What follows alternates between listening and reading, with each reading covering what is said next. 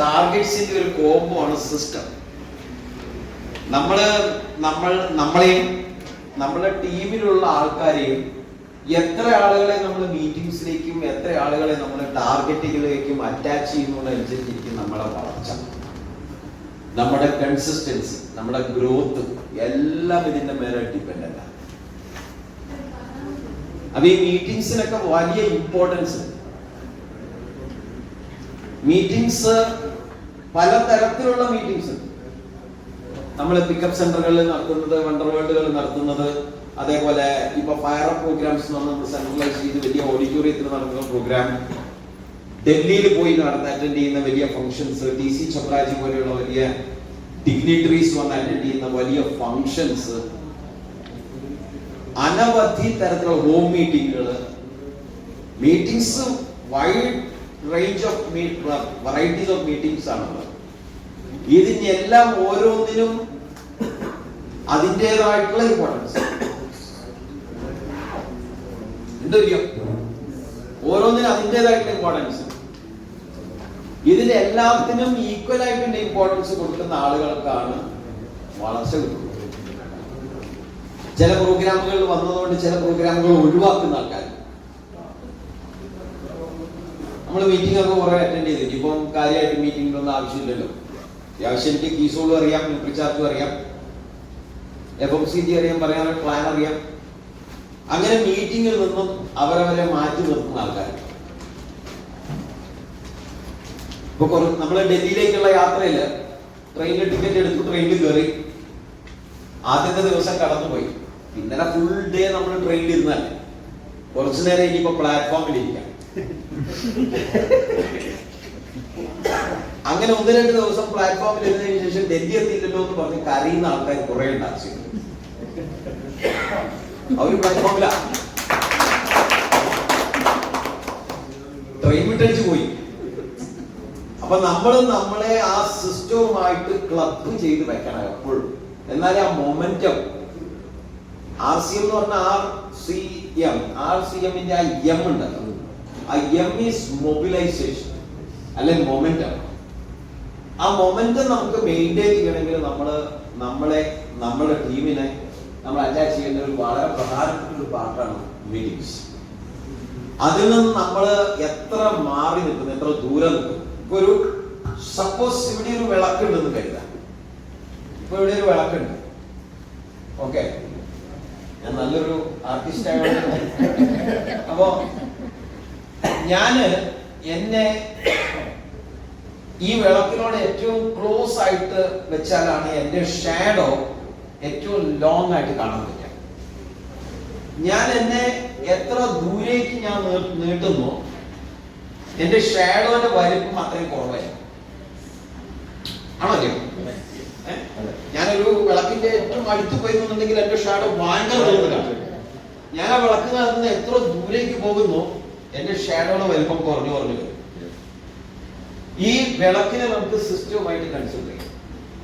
അപ്പൊ ഞാൻ സിസ്റ്റവുമായിട്ട് എന്നെ എത്ര അടുത്ത് വെക്കുന്നു അത്രയും എന്റെ വളർച്ച ഉണ്ടാവും. ഞാൻ അതിന്റെ എത്ര ദൂരെ പോകുന്നു എന്റെ വളർച്ച അത്രയും കുറവായിരുന്നു.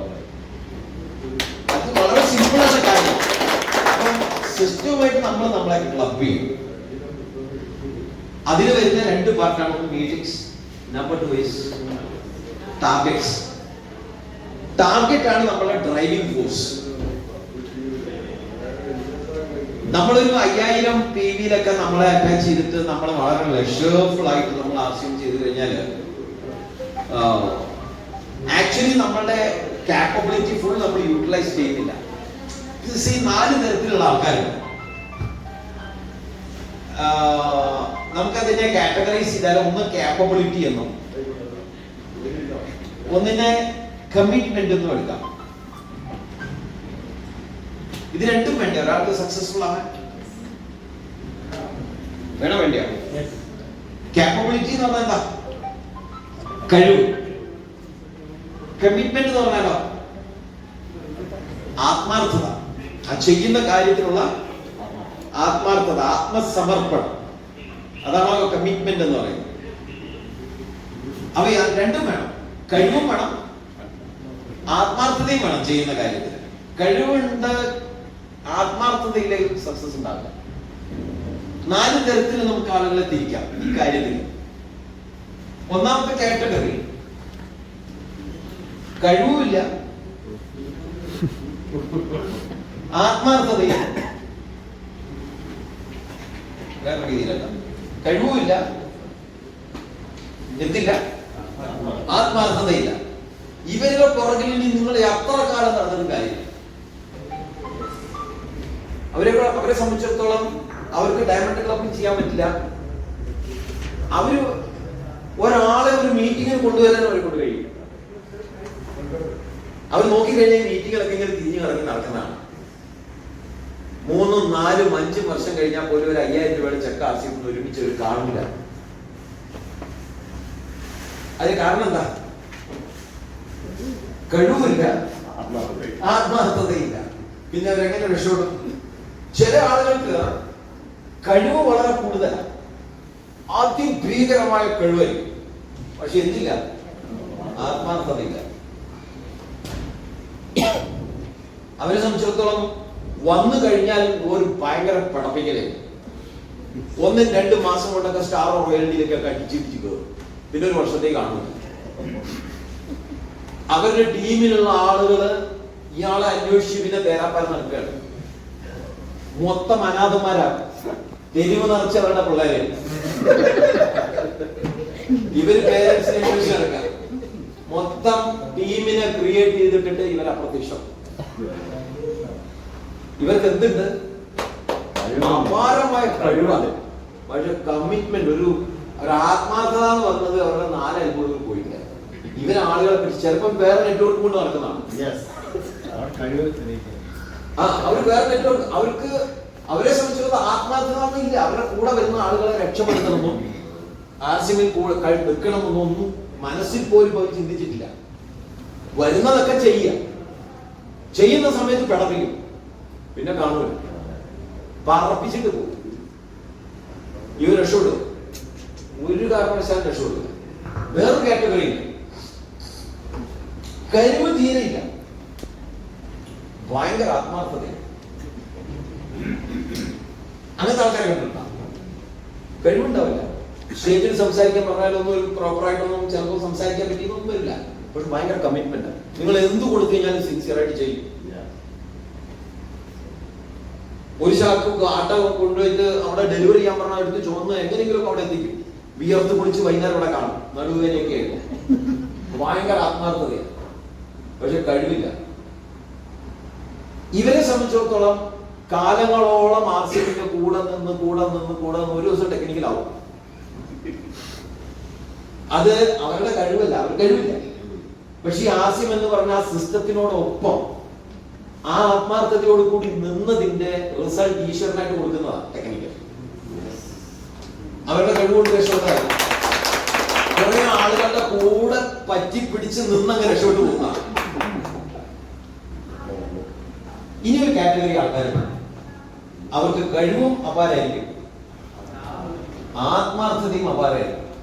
ഇവരെ നിങ്ങൾ കൺട്രോൾ ചെയ്യാൻ ശ്രമിക്കരുത്.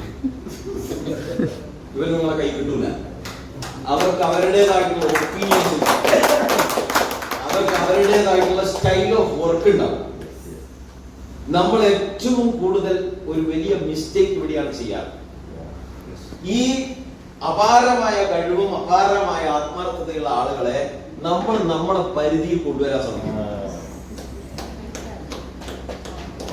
ഇതോടുകൂടി ടീം കൊള്ളാവും.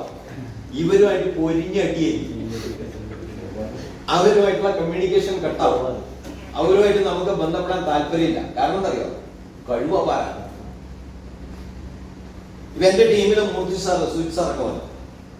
ഞാൻ എന്റെ തലയിൽ കൂടി ഓടുന്ന സിസ്റ്റം ഞാൻ സുജിത് സാറിനെ അടിച്ചേക്കാൻ ശ്രമിച്ചിരുന്നെങ്കിൽ സുജിത്തിന്റെ ടീമിൽ ഉണ്ടാവില്ലായിരുന്നു. ഞാൻ അദ്ദേഹത്തിന് ഫ്രീ ആയിട്ട് വിട്ടു. അദ്ദേഹത്തിന്റെ ഐഡിയാസിൽ ഞാൻ കൂടെ നിന്നു. അദ്ദേഹം പോലും ചിലപ്പോൾ അറിഞ്ഞിട്ടുണ്ടാവില്ല. അദ്ദേഹം കോർ ലീഡറായി, സ്റ്റാർ റൂബിയായി. അതേപോലത്തെ സ്റ്റാർ റൂബികൾ നമ്മുടെ ടീമിൽ വരും. കഴിവുള്ള ആൾക്കാർ നമ്മുടെ ടീമിൽ ഉണ്ടാവും. പക്ഷെ നമ്മള് ഫോഴ്സ്ഫുൾ ആയിട്ട് നമ്മുടെ ചിന്തകൾ അവരുടെ തലയിൽ അടിച്ചേൽപ്പിക്കാൻ ശ്രമിക്കും. അവർ വിട്ടു തുടർന്ന് കിട്ടുന്ന നെറ്റ്വർക്കില് നമ്മൾ വളരെ ശ്രദ്ധിക്കുന്ന കാര്യങ്ങൾ. Handling the people. നമ്മൾ ആളുകളെ കൈകാര്യം ചെയ്യുന്നതിന്റെ അടിസ്ഥാനത്തിലാണ് നമ്മളെ വിജയം.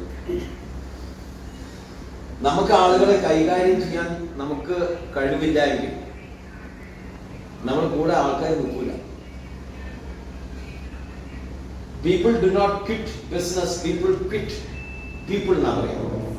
ആളുകള് ബിസിനസ് വിട്ടു പോകുന്നില്ല, ആളുകൾ എന്ത് വിട്ടാ പോകുന്നത്? ആളുകളെ വിട്ടിട്ട് പോവുക. So people quit people. ആളുകളെ വിട്ടുപോകാനുള്ള കാരണം എന്താ? നമ്മൾ പലപ്പോഴും കംപ്ലൈന്റ് പറയാറുണ്ട്, എന്റെ ടീമിലുള്ള ആൾ വിട്ടുപോയി ഇപ്പൊ വേറൊരാളുടെ ടീമിന്റെ കൂടെ ജോയിൻ ചെയ്തു. നിങ്ങളുടെ കഴിവുകേടാണ്. നിങ്ങൾ കഴിവുണ്ടായിരുന്നുണ്ടെങ്കിൽ നമ്മൾ ടീം വിട്ടുപോലെ. അങ്ങനെ ആരെങ്കിലും വിട്ടുപോകണമെങ്കിൽ പോകാനുള്ള അനുമതി കൊടുക്കണം. കഴിവുള്ള ആളാണ്, കഴിവുള്ള ലീഡറാണ്. ആരെങ്കിലും ടീം വിട്ടുപോയിട്ടുണ്ടെങ്കിൽ അതിന് നിങ്ങൾ ആക്സെപ്റ്റ് ചെയ്യണം. എവിടെയാണ് മിസ്റ്റേക്ക്, അതിനെ കറക്റ്റ് ചെയ്യാൻ പറ്റണം. അങ്ങനെ അതല്ല എന്നുണ്ടെങ്കിൽ എന്താ പ്രോബ്ലം എന്ന് അറിയോ? അതല്ല, അതിനെ നമ്മൾ കറക്റ്റ് ചെയ്തിട്ടാണെങ്കിൽ ഇന്ന് കേരളത്തിലാണ്, നമുക്ക് ചാവട്ടത്തിൽ കോഴിക്കോടൊക്കെ നമുക്ക് കണ്ടുപിടിക്കാം, പെട്ടെന്ന് പോയിട്ട് കാര്യങ്ങൾ ചോദിക്കാൻ, മനസ്സിലാക്കാം. നാളെ കേരളത്തിൽ നിന്ന് ടീം തമിഴ്നാട്ടിലേക്കും, തമിഴ്നാട്ടിൽ നിന്ന് മഹാരാഷ്ട്രയിലേക്കും, മഹാരാഷ്ട്രയിൽ നിന്ന് മധ്യപ്രദേശിലേക്കും ഒക്കെ ടീം വളർന്നു പോകുന്ന സമയത്ത് മധ്യപ്രദേശിൽ ജോയിൻ ചെയ്ത ഒരാൾ ആരുടെയോ ടീമിൽ പോയാൽ നിങ്ങൾ എവിടെ പോയി ചോദിക്കും? ആരോട് പറയും? ഞാൻ കഴിഞ്ഞ ദിവസം ഒറീസയിൽ പോയി. സുജിത് സാറിന്റെ ടീമാണ്, തമിഴ്നാട്ടിൽ നിന്ന് കാമരാജിന്റെ ലൈനിൽ വന്ന ടീമാണ്. വെസ്റ്റ് ബംഗാളിൽ നിന്ന് വരെ ആൾക്കാർ അവിടെ വന്നിരുന്നു. ഞാൻ അവരെ ആദ്യമായിട്ടാണ് കാണുന്നത്. അതിനകത്ത് എത്ര പേര് ഏതൊക്കെ ടീമിൽ പോയി ചേക്കാരിട്ടുണ്ടാവുന്ന ആരോട് ചോദിക്കും? നമുക്കറിയോ? ഇല്ല. നമുക്കിവിടെ ദിവസവും കാണുന്ന ആളുകൾ ഒരു ടീം മാറി വേറെ ടീമിൽ പോകുന്ന നമുക്ക് പെട്ടെന്ന് കാണാം. അയ്യോ, ഇയാളൊക്കെ ടീമിലായിരുന്നല്ലോ, ഇന്നിപ്പോ വേറെ ടീമിലാണ്. അതിവിടെ കാണുന്നതുകൊണ്ടാണ്. നാളെ കാണാത്ത സ്ഥലത്ത് ടീം ഡെവലപ്പ് ആവുന്ന സമയത്ത് അവരെ നമ്മുടെ ടീമിന്റെ കൂടെ പിടിച്ചു നിർത്താനുള്ള കഴിവ് നമുക്ക് ഉണ്ടാവും. അതിൽ ഇന്നേ നമ്മളത് പ്രാക്ടീസ് ചെയ്യണം. വേണ്ടേ? അപ്പൊ നമുക്ക് നമ്മുടെ ടീമിൽ വരുന്ന ആളുകളെ നമുക്ക് കാറ്റഗറൈസ് ചെയ്യാൻ പറ്റണം. ഒന്നിതാണ്. രണ്ടാമത്തെ ഇതൊരു പാർട്ട്. രണ്ടാമത്തെ ഇന്നൊരു കാറ്റഗറി എടുത്താല് നമുക്ക് പല റേഞ്ച് ഓഫ് പ്രൊഡക്ട്സുകൾ ഉണ്ട് അല്ലെ? പെയിന്റ് ഉണ്ട്. പെയിന്റ് ആണ് നമ്മൾ കൂടുതൽ സംസാരിക്കുന്നത്. കാരണം ബൾക്ക് വോളിയം കിട്ടാൻ ചാൻസ് ഉള്ള ഒരു പ്രോഡക്റ്റ് ആണ്. നമുക്കത് മാത്രമല്ല പ്രൊഡക്റ്റ്. നമുക്ക് ന്യൂട്രീഷൻ ഉണ്ട്, നമുക്ക് എന്തുണ്ട്? ഹരിസഞ്ജീവനി, നമുക്ക് എന്തുണ്ട്? കീസോൾ ഉണ്ട്, നമുക്ക് എന്തുണ്ട്? FMCG ഉണ്ട്, ഗുഡ് ഡോട്ട് ഉണ്ട്, ടെക്സ്റ്റൈൽസ് ഉണ്ട്, ഫുട്വെയർസ് ഉണ്ട്. നമ്മുടെ ടീമിൽ പലർക്കും പല കഴിവാണ്. എനിക്ക് പെയിന്റാ താല്പര്യം. കാരണം ഹ്യൂജ് വോളിയം വരും. ഒരു പെയിന്ററിനെ കോൺട്രാക്ടറെ പറഞ്ഞ് കൺവിൻസ് ചെയ്യാൻ എനിക്ക് വളരെ എളുപ്പത്തിൽ കഴിയും. അപ്പൊ അതുകൊണ്ട് എന്റെ ടീമിൽ വരുന്നവരെല്ലാം പെയിന്റിൽ ഫോക്കസ് ചെയ്യണം എന്ന് പറയുന്നത് ഒരു മണ്ടത്തരാണ്. ഓരോരുത്തരുടെയും കഴിവ് ഐഡന്റിഫൈ ചെയ്തിട്ട് അവരെ അതിന് ആനുപാതികമായിട്ട് ഡയറക്റ്റ് ചെയ്യാൻ നമ്മളെ കൊണ്ട് സാധിക്കും. ഒരു ലീഡറെ സംബന്ധിച്ചിടത്തോളം പെയിന്റിൽ വർക്ക് ചെയ്യുന്ന ഒരു ഫോഴ്സ് നമുക്ക് ക്രിയേറ്റ് ചെയ്യാൻ പറ്റും. പെയിന്റിൽ വർക്ക് ചെയ്യുന്ന ഒരു ഒരു ടീം, ഒരു 50 പേര്. ഹരിസഞ്ജീവനിൽ വർക്ക് ചെയ്യുന്ന ഒരു 50 പേര്, കീസോളിൽ വർക്ക് ചെയ്യുന്ന ഒരു 50 പേര്, ഗുഡ് ഡോട്ടിൽ വർക്ക് ചെയ്യുന്ന കുക്കിംഗ് ഇതൊക്കെ നമ്മളെ സാറ് കണ്ടില്ല, പാർപ്പിങ്, തേങ്ങാപ്പാൽ, അങ്ങനത്തെ ഒരു 50. ഓരോ കാറ്റഗറിയിലും കാറ്റഗറൈസ് ചെയ്തിട്ട് വർക്ക് ചെയ്യാൻ പറ്റുന്ന ഫോഴ്സിനെ നമുക്ക് ക്രിയേറ്റ് ചെയ്യാൻ പറ്റൂലേ? ഇപ്പൊ എന്ന് പറഞ്ഞിട്ടുണ്ടെങ്കിൽ ന്യൂട്രിചാർജ് ചെയ്യുന്നവർ തന്നെയാണ് എന്ത് ചെയ്യുന്നത്? കീസോളിന്റെ ഒരു ഓഫർ വന്നു രാജഗിരി ഓഡിറ്റോറിയത്തിൽ 2500 രൂപ 3000. അപ്പൊ അവിടെ 3000 പേരെ കയറ്റണം. പിന്നെ അങ്ങോട്ട് രാവിലത്തെ പ്രോഗ്രാം 6 മണിക്ക് അല്ലല്ല 6 മണിക്ക് ഉദയകിരണം പ്രോഗ്രാമിൽ പിന്നെ കീസോളിന്റെ രാജഗിരി പ്രോഗ്രാമാണ്. പിന്നെ നമ്മൾ പെയിന്റും ന്യൂട്രിചാർജും ഒക്കെ മാറ്റി വെച്ച് പിന്നെ ഉദയകിരണത്തിന്റെ പുറകെ കീസോളിന്റെ പുറകെ ഓടുകയാണ്. പിന്നെ ആരും ന്യൂട്രിചാർജ് ചെയ്ത് കഴിഞ്ഞാൽ അവരെ വിളിച്ചിട്ട് ന്യൂട്രിചാർജ് ഒക്കെ മാറ്റി വെക്കും. കീസോൾ ഫോക്കസ് 3000 പേര് അവിടെ കൂട്ടണം. മിസ്റ്റേക്ക് ആണെന്ന് തോന്നുന്നുണ്ടോ? നമ്മൾ കാറ്റഗറൈസ് ചെയ്യണം ആൾക്കാർ. നമ്മുടെ ടീമിൽ കോസ്മെറ്റിക്സിലും ഈ ബ്യൂട്ടി കോൺഷ്യസ് ആയിട്ട് പ്രൊമോട്ട് ചെയ്യാൻ കഴിവുള്ള ആളുകളുണ്ട്. അവരെ കാറ്റഗറൈസ് ചെയ്ത് 50 പേര് ലിസ്റ്റ് ചെയ്യും. അവരതിന് മാസ്റ്ററൈസ് ചെയ്യും. അതിനകത്ത് എന്ത് ടാർഗറ്റ് ഉടാനുള്ള അതിന്റെ അപ്പുറത്തെ ഇത് വന്നു കഴിഞ്ഞാലും അവർ ചെയ്യാനും അതിനകത്ത് എക്സ്പ്ലോർ ചെയ്തിട്ട് ഇന്ത്യയിലെ നാഷണൽ ലെവലിൽ ടോപ്പിൽ പോകാനായിട്ട് അവരെ ഒരു 50 പേരെ നമുക്ക് നമ്മുടെ ടീമിൽ ക്രിയേറ്റ് ചെയ്യാം. അവർ ലിസ്റ്റ് ചെയ്യണം. നമ്മുടെ ഡയറിയിൽ അവർ 50 പേരുടെ പേര് 1, 2, 3, 4, 10 പേര്. ആ 10 പേർക്ക് ടാർഗറ്റ് കൊടുക്കും. നിങ്ങൾ കോസ്മെറ്റിക് എക്സ്പേർട്ട് ആണ്, നിങ്ങൾ 5 പേരെ കൂടി ക്രിയേറ്റ് ചെയ്യും. അപ്പൊ 50 പേരെ ഇന്ന് നമുക്ക് കാറ്റഗറൈസ് ചെയ്ത് ഹരിസഞ്ജീവന് വർക്ക് ചെയ്യുന്ന ഒരു ടീം ഫോഴ്സ് ഉണ്ടോ? ലിസ്റ്റ് ഉണ്ടോ? ലിസ്റ്റ് വേണം. നമ്മൾ എല്ലാത്തിലും എല്ലാരെയും കൂടി കുഴക്കാൻ പാടില്ല. ന്യൂട്രിചാർജ് ചെയ്യുന്നവരെ ന്യൂട്രിചാർജിൽ എക്സ്പെർട്ടൈസ് ചെയ്യുന്നില്ല. ആ 50 പേര് അതിൽ എക്സ്പേർട്സ് ആയിരിക്കണം. എവിടെ ഒരു പ്രോഗ്രാം ഉണ്ടെങ്കിലും ആ 50 പേരിൽ നിന്നും ആളുകളെ വിളിച്ചിട്ട് നമുക്ക് സ്റ്റേജിൽ യെസ് നിങ്ങൾ ഈ പ്രാവശ്യം ന്യൂട്രിചാർജിന്റെ പ്രസന്റേഷൻ 10 മിനിറ്റ് ന്യൂട്രിചാർജിനെ പറ്റി സംസാരിക്കണം. എന്റെ ടീമിൽ തന്നെ ഒരു കീസോളിൽ എക്സ്പേർട്ട് ആയിട്ടുള്ള ഒരു 50 പേരുണ്ട്. അതിനകത്ത് നിന്ന് ഒരാളെ എനിക്ക് സെലക്ട് ചെയ്തിട്ട് അന്നത്തെ പ്രോഗ്രാമിൽ കീസോൾ പ്രസന്റ് ചെയ്യാൻ എന്റെ ടീമിൽ ഉണ്ടാവണം. ഇന്നില്ലാത്തതിന്റെ കാരണം നമ്മൾ എല്ലാത്തിലേക്കും നമ്മൾ ആളുകളെ യൂസ് ചെയ്യാൻ വേണ്ടി ശ്രമിക്കുന്നതുകൊണ്ടാണ്. നമ്മൾ ആളുകളെ യൂസ് ചെയ്യല്ല വേണ്ടത്, നമ്മൾ ആളുകളെ ഡെവലപ്പ് ചെയ്യണം. അത് ലീഡേഴ്സിന്റെ കപ്പാസിറ്റിയാണ്. Identifying the capabilities. എന്താണ് ഐഡന്റിഫൈ ചെയ്യേണ്ടത്? ഓരോ ആളുകളുടെയും കാപ്പബിലിറ്റി നമ്മൾ ഐഡന്റിഫൈ ചെയ്യണം. ഓരോരുത്തർക്കും കഴിവാണ്. ഇന്നലെ ഞങ്ങള് വയനാട്ടിലേക്ക് പോകുമ്പോ കേട്ടോ ഹേമൻജി അത്ഭുതപ്പെട്ടു പോയി. ഞങ്ങളെ കൂടെ വയനാട്ടിലേക്ക് വന്ന് കക്ഷിപ്പുറകിൽ വളം മിണ്ടാതെ ഇരിക്കുന്നുണ്ട്. ഞങ്ങളുടെ ഡയലോഗ് ഞാൻ വിചാരിച്ചു ഈ ലോകത്തിലെ ഏറ്റവും വലിയ സമർത്ഥന്മാർ ഞങ്ങളായിരിക്കും. പുറകിലൊരു മിണ്ടാപ്പൂച്ച പ്രാവം ഇരിക്കുന്നുണ്ട്. ഞങ്ങൾ കൂടെ വയനാട് വരെ വന്നു. വയനാട് എത്താനാവുന്ന സമയത്ത് അദ്ദേഹം 2 പാട്ട് വെച്ചു. അദ്ദേഹം എഴുതിയ പാട്ടാ, പാടിയതറിയാം. ജയചന്ദ്രൻ, പിന്നെ സതീഷ് ബാബു, സതീഷ് ബാബു ഒരു വലിയ കേരളത്തിലെ അടിപൊളി തീപ്പൊരികളൊക്കെ പാടിയിട്ടുണ്ട്. അദ്ദേഹം എഴുതിയ പാട്ട് ഒരു 10-25 പാട്ട് എഴുതിയ ഒരു ആൽബം കൊണ്ട് നമുക്ക് നടക്കുന്നത്. കേരളത്തില് അദ്ദേഹത്തിന്റെ പാട്ട് പാടാത്ത ആൾക്കാരില്ല. എല്ലാ വലിയ ഗായകന്മാരും അദ്ദേഹത്തിന്റെ പാട്ട് പഠിക്കും. നിങ്ങളിലൊന്നും വേണ്ടിയില്ല. ഇവിടെ കാണുമോ?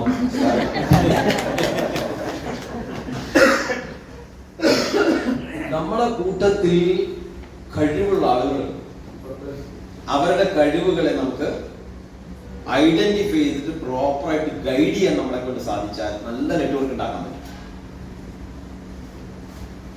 നമ്മളുടെ ചിന്താഗതിക്ക് അനുസരിച്ചിട്ട് ഓരോരുത്തരെ ഗൈഡ് ചെയ്യാൻ നോക്കുക. എനിക്ക് ന്യൂട്രീഷനാ താല്പര്യം, ഞാൻ ന്യൂട്രിചാർജിന്റെ കണ്ണിൽ എല്ലാവരെയും കാണും. ന്യൂട്രിചാർജിന്റെ കണ്ണ് കാണുമ്പോൾ പെയിന്റ് അടിക്കുന്ന ആളുകൾ എനിക്ക് കണ്ടാ ഇഷ്ടപ്പെടുന്നു. അപ്പൊ ഓരോന്നിനും നമുക്ക് എന്ത് ചെയ്യാൻ പറ്റണം? കാറ്റഗറൈസ് ചെയ്തിട്ട് ഒരു ലിസ്റ്റ്, ഒരു ഡയറി നമുക്ക് ലിസ്റ്റ് ഉണ്ടാവും. അവരെ നമുക്ക് അതിനകത്ത് എക്സ്പേർട്സുകളാണ്. വെറുതെ കുറെ പെയിന്റ് കൊണ്ട് നടത്തുന്നവരല്ല, എക്സ്പേർട്സ്. ഒരു സ്ഥലത്ത് പെയിന്റ് അടിച്ച് ഇളകുന്നുണ്ടെന്നുണ്ടെങ്കിൽ പോയിട്ട് കറക്റ്റ് ആയിട്ടുള്ള ഗൈഡൻസ് കൊടുക്കാനുള്ള കഴിവുള്ള 50 പേരെ നമുക്ക് ക്രിയേറ്റ് ചെയ്യാൻ പറ്റും. ഒരു ന്യൂട്രീഷന്റെ പ്രോഗ്രാം ചെയ്തു കഴിഞ്ഞാൽ അതിനകത്ത് കൗൺസിലിങ്ങും സ്കാനിങ്ങും ഒക്കെ ഇരുന്ന് കൗൺസിൽ ചെയ്യാൻ കഴിവുള്ള 50 പേര്. അങ്ങനെ ചെയ്യാൻ സാധിച്ചാൽ നമ്മൾ ടീമിൽ വരുന്ന പിക്കപ്പ് സെന്റേഴ്സ്, ഔട്ട്ലെറ്റുകൾ നല്ല ടേൺ ഓവർ ഉണ്ടാക്കിയെടുക്കാൻ പറ്റും. ഇന്ന് നമ്മളെ അങ്ങോട്ടും ഇങ്ങോട്ടും വല്ലാതെ ഡിപ്പെൻഡന്റ് ആണ്. നമുക്ക് അപ്ലൈ ലീഡറുകളുടെ ഒക്കെ സപ്പോർട്ടിന്റെ ആവശ്യം അങ്ങനത്തെ പ്രൊഫഷണൽസ് നമ്മൾ ടീമിൽ നമ്മൾ റെഡിയാക്കിയില്ല. അപ്പൊ അതിൽ ഫോക്കസ് ചെയ്യണം. നമ്മൾ ഇന്ന് ഇവിടെ കൂടിയിരിക്കുന്നത് ഒരു മോട്ടിവേഷണൽ ക്ലാസ്സിന് വേണ്ടിയിട്ടല്ല, നമ്മുടെ റെസ്പോൺസിബിലിറ്റി തിരിച്ചറിയാൻ വേണ്ടിയിട്ടാണ് നമ്മൾ ഇവിടെ കൂടി. ആണോ അല്ലയോ? നമ്മൾ ഓരോരുത്തരുടെയും റെസ്പോൺസിബിലിറ്റി തിരിച്ചറിയാൻ വേണ്ടിയിട്ടാണ്. കേരളത്തിൽ ഇന്ന് എവിടെ എത്തിയിട്ടില്ല. എവിടെയെങ്കിലും എത്തിയോ? നിങ്ങളുടെ നാട്ടിൽ എവിടെയെങ്കിലും എത്തിയോ എന്ന് അറിയണമെന്നുണ്ടെങ്കിൽ നിങ്ങളുടെ നാട്ടിൽ, നിങ്ങളുടെ സ്വന്തം നാട്ടിൽ എത്ര വർഷം ജീവിക്കുന്നു? നിങ്ങൾ ജീവിക്കുന്ന നാട്ടിൽ എത്ര കൊല്ലമായി ജീവിക്കുന്നു? ജനിച്ചതുകൊണ്ട് ജീവിക്കുന്ന സ്ഥലമല്ലേ? അവിടെ പുറത്തിറങ്ങിയിട്ട് ആ റോഡിൽ കൂടി നടക്കുക. ഏതെങ്കിലും ഒരു 10 പേരെ നിങ്ങൾക്ക് RCM ഡിസ്ട്രിബ്യൂട്ടേഴ്സിനെ കാണാൻ പറ്റുന്നുണ്ടോ നമുക്ക് ശ്രദ്ധിക്കണം. വീട്ടിലത്തെ തെരുവില്, ചുറ്റുവട്ടത്തുള്ള തെരുവില് രാവിലെ തൊട്ട് വൈകുന്നേരം വരെ നടക്കാം. ഒരു 10 പേര്, അധികം ആൾക്കാർ വേണം, ഒരു 10 പേരെ RCMക്കാർ നിങ്ങൾക്ക് കാണാൻ പറ്റുമോ? കിട്ടൂല. കിട്ടുമോ? അപ്പൊ നമ്മൾ എവിടെ RCM ചെയ്തേ? RCM എവിടെ എത്തി? വേറെ നാട്ടിൽ വേണ്ട, സ്വിറ്റ്സർലൻഡ് നാട്ടിൽ വേണ്ട. നിങ്ങൾ ജനിച്ച് വീണ് കഴിഞ്ഞ വർഷങ്ങളായിട്ട് ജീവിക്കുന്ന സ്വന്തം വീട്ടിൽ നിന്നും ആ തെരുവിൽ പകലൊന്നും നടക്കൂ. രാവിലെ തൊട്ട് വൈകുന്നേരം ഒരു 10 പേരെ കാണാൻ പറ്റുന്നുണ്ടോ? നമ്മൾ ഇതുവരെ ആളോട് RCM പറഞ്ഞു തുടങ്ങിയിട്ടില്ല. ധാരാളം സ്ഥലം കാര്യങ്ങളൊക്കെയാണ് പ്രവർത്തിക്കണം. നമുക്കൊക്കെ അതിന്റെ റെസ്പോൺസിബിലിറ്റി നമ്മുടെ ലീഡേഴ്സായി. നമ്മൾ പറഞ്ഞു കൊടുത്തിട്ട് ആര് പറഞ്ഞു കൊടുക്കും? നമ്മുടെ ഡ്യൂട്ടിയിൽ നമ്മൾ ഫെയിലിയർ, നമ്മൾ ഫെയിൽഡ്, നമ്മുടെ ഡ്യൂട്ടി നമ്മൾ പെർഫോം ചെയ്യുന്നില്ല. നമുക്കെല്ലാം എന്തുണ്ട്? രണ്ടാമത്തെ കാറ്റഗറിയിലാണുണ്ട്. നമുക്കെല്ലാം എന്തുണ്ട്? കഴിവുണ്ട്. എന്തില്ല? ആത്മാർത്ഥത പോലെ. ആത്മാർത്ഥത കുറഞ്ഞു കഴിയുമ്പോൾ നമുക്ക് കഴിവുണ്ടായതുകൊണ്ട് നമുക്ക് റിസൾട്ട് കിട്ടില്ല. അതുകൊണ്ട് തന്നെയാണ് നമുക്ക് ഞാൻ കുറെ പ്രവർത്തിക്കുന്നുണ്ട്, വളർച്ച കിട്ടുന്നില്ല. പ്രവർത്തിക്കുന്നുണ്ട്, വളർച്ചയില്ല. ആ പ്രവർത്തനം ആത്മാർത്ഥമായിട്ടുള്ള പ്രവർത്തനം അല്ലാതെ പോകുന്നതുകൊണ്ടാണ്. വല്ലപ്പോഴും ഒക്കെ പ്രവർത്തിച്ചുകൊണ്ട് കാര്യമില്ല. കൺസിസ്റ്റന്റ് ആയിട്ടുള്ള വർക്ക് വേണം. ഹോം മീറ്റിംഗ്സ് കഴിഞ്ഞ ഫെബ്രുവരിയിൽ നമ്മൾ എത്ര ഹോം മീറ്റിംഗ്സ് ചെയ്തു എന്ന് ലിസ്റ്റ് ചെയ്യും. 29 ദിവസം ഉണ്ടായിരുന്നില്ല. 29 ദിവസത്തിൽ എത്ര ദിവസം നമ്മൾ ഹോം മീറ്റിംഗ്സ് ചെയ്തു, എത്ര ടീമിലാണ് ഞാൻ ഒറ്റയ്ക്ക് പോയി ചെയ്യുന്നല്ല, എന്റെ ടീമിലുള്ള ആളുകളെ ഞാൻ ലിസ്റ്റ് ചെയ്തിട്ട് എത്ര പേരുടെ കൂട്ടത്തിൽ ഞാൻ ഹോം മീറ്റിംഗ് ചെയ്തു. ലിസ്റ്റ് ചെയ്ത് നോക്കൂ, ആൻസർ നമുക്ക് തന്നെ കിട്ടും. നമ്മൾ ഇൻഡിവിജ്വൽ ഇതൊരു സിംഗിൾ ഹാൻഡഡ് ആയിട്ട് ചെയ്യേണ്ട വർക്കാണോ RCM? പറയൂ, സിംഗിൾ ആയിട്ട് ചെയ്യേണ്ടതാണോ? നമ്മൾ എങ്ങനെ ചെയ്യേണ്ടതാണത്? ടീം, നമ്മുടെ കൂട്ടത്തിൽ വരുന്ന ആളുകളുടെ കൂടെ നിന്ന് പ്രവർത്തിക്കാൻ കഴിവുള്ള ആളുകളെ കൂടെ നിന്ന് പ്രവർത്തിക്കേണ്ട വർക്കാണ്. അങ്ങനെ എത്ര പേരുടെ കൂടെ ഞാൻ മാർച്ച് 1 തീയതി കഴിഞ്ഞു. മാർച്ച് 31 ഈ മാസം ഏറ്റവും കൂടുതൽ സ്വിറ്റ്സർലൻഡ് ഏറ്റവും കൂടുതൽ ടേൺ ഓവർ ഓൾ ഓവർ ഇന്ത്യയിൽ വരുന്ന മാസമാണ് മാർച്ച്. RCMൽ എന്തായാലും ഏറ്റവും കൂടുതൽ ടേൺ ഓവർ മാർച്ചിലാണ്.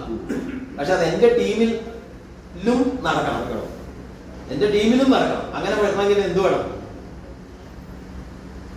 ഏറ്റവും കൂടുതൽ ആക്ടിവിറ്റീസ് എന്റെ ടീമിൽ നടക്കുന്നു എന്ന് ഞാൻ ഉറപ്പുവരുത്തണം. ഏറ്റവും കൂടുതൽ ആക്ടിവിറ്റീസ് എന്റെ ടീമിൽ നടക്കുന്നുണ്ട് എന്ന് ഞാൻ ഉറപ്പുവരുത്തണം. എന്റെ ടീമിൽ ഏറ്റവും കൂടുതൽ ആക്ടിവിറ്റീസ് നടക്കണമെന്നുണ്ടെങ്കിൽ ആക്ടിവിറ്റീസ് നടക്കുന്ന സ്ഥലത്തേക്ക് ഞാൻ അവരെ എത്തിക്കണം. വേണ്ടേ? ആക്ടിവിറ്റീസ് നടക്കുന്ന സ്ഥലത്തേക്ക് ഞാൻ അവരെ എത്തിക്കണം. അതിലൊന്നാണ് ഏത്? നമ്മുടെ ഈ താരോത്സവം ആണോ? രണ്ടാമത്തേതാണ് ഫയർ. ഇതൊക്കെ ആക്ടിവിറ്റീസ് നടക്കുന്ന സ്ഥലങ്ങളാണ്. അവിടേക്ക് എനിക്ക് എന്റെ ടീമിലുള്ള മാക്സിമം ആളുകളെ എത്തിക്കാൻ പറ്റണം. അപ്പോഴേ ആക്ടിവിറ്റീസ് നടക്കുള്ളൂ. ഞാൻ മാത്രം വന്നിരുന്നാലോ? ടീം വർക്ക് ആയോ? ഇല്ല. അപ്പൊ ഇന്നൊരു ഡിസിഷൻ എടുക്കണം. ആസ് എ സീനിയർ ലീഡേഴ്സ് നമുക്ക് എല്ലാവരുടെയും റെസ്പോൺസിബിലിറ്റി വളരെ കൂടുതലാണ്. കഴിഞ്ഞ താരോത്സവത്തില് ഉള്ള പ്രവർത്തനങ്ങൾ എത്ര ചെയ്തു, എത്ര ആൾക്കാരെ കൊണ്ടുവന്നു, എത്രയായിരുന്നു നമ്മളെടുത്ത കമ്മിറ്റ്മെന്റ് നമുക്കറിയാം. നമുക്ക് എല്ലാവർക്കും എന്തുണ്ട്? ഈ സെക്കൻഡ് കാറ്റഗറിയിൽ നിന്ന് ഏത് കാറ്റഗറിയിലേക്ക് നമ്മൾ വരണം? ഏറ്റവും ലാസ്റ്റ് കാറ്റഗറിയിലേക്ക് വരും. നമ്മളെല്ലാം കഴിവുള്ള ആളുകളാണ്, കമ്മിറ്റ്മെന്റ് കൂടി വേണം. അപ്പോ ഈ ഫയറപ്പും ഈ താരോത്സവം ഇങ്ങനത്തെ പ്രോഗ്രാമുകളിലേക്കൊക്കെ നമുക്ക് ഏറ്റവും കൂടുതൽ ആളുകളെ ഇവിടെ ഒരു 100-150 പേർക്ക് ഇരിക്കാനുള്ള സൗകര്യം. അതിൽ 100 പേരും എന്റെ ടീമിൽ നിന്നായിരിക്കണം എന്ന് ഡിസൈഡ് ചെയ്യാം. അപ്പോഴാണ് നിങ്ങളുടെ ടീമിൽ ഏറ്റവും കൂടുതൽ ആക്ടിവിറ്റീസ് സ്റ്റാർട്ട് ആവുക. ഞാൻ മാത്രം വന്ന് ആ പ്രോഗ്രാമിൽ അറ്റൻഡ് ചെയ്തോട് കാര്യമില്ല. ഞാൻ മാത്രം വരുന്ന ലീഡറുടെ കൂടെ ഒരു സെൽഫി എടുക്കുന്നു, ഗ്രൂപ്പിലൊക്കെ പോസ്റ്റ് ചെയ്യുന്നു. എത്ര വോളിയം കയറും?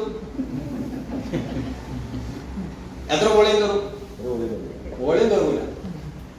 ടീമിൽ നിന്നും ഒരു 25 പേര് വന്നിരുന്നെങ്കിലോ? അവരെല്ലാം വന്ന ഗസ്റ്റുമായിട്ട് പരിചയപ്പെടുത്തും. ആ 25 പേര് എക്സൈറ്റഡ് ആയി. ആ 25 പേര് പറയുന്നു അടുത്ത ഒരാഴ്ച കൊണ്ട് നമുക്ക് കുറച്ച് ഹോം മീറ്റിംഗ്സ് കണ്ടക്ട് ചെയ്യാം. അവർ ആ മീറ്റിംഗിൽ എടുത്ത തീരുമാനമാണ്, അവർ കൊടുത്ത മോട്ടിവേഷൻ അവിടെ എടുത്ത തീരുമാനമാണ്. ആ 25 പേര് ഓരോ ഹോം മീറ്റിംഗ് ചെയ്തു. ഓരോ ഹോം മീറ്റിംഗിൽ ഒരു 10,000 രൂപ വെച്ച് സെയിൽസ് ആണ്. 25 ഹോം മീറ്റിംഗ് 10,000 രൂപയുടെ സെയിൽസ് ഓരോന്നിന് നടന്നാൽ 2.5 ലക്ഷത്തിന് ടേൺ ഓവർ കയറി. നിങ്ങൾ പിന്നെ മാറിയില്ലേ? ഓപ്പണറിലുള്ള ആൾ ഈകളിലേക്ക് വന്ന് ഈകളിലുള്ള ആൾ റണ്ണറിൽ വിന്നറിൽ പോയി. ആക്ടിവിറ്റീസ് ആണ് നമുക്ക് റിസൾട്ട് തരാം. അതിന് നമ്മുടെ ടീമിലുള്ള ആളുകളെ എവിടെ അറ്റാച്ച് ചെയ്യണം? സിസ്റ്റവുമായിട്ട് അറ്റാച്ച് ചെയ്യണം. അവരെല്ലാം ടാർഗറ്റിൽ വരുന്ന ആൾക്കാരായിരിക്കണം. Consistent target 1500, 2500. നേരത്തെ ശാശി പറഞ്ഞു ഉറങ്ങിക്കിടക്കുന്ന കുറെ ആൾക്കാരുണ്ട് ടീമിൽ. അവരെല്ലാം വേണ്ടാന്ന് വിചാരിച്ചിട്ട് ഉറങ്ങിക്കിടക്കുന്ന ആൾക്കാരല്ല.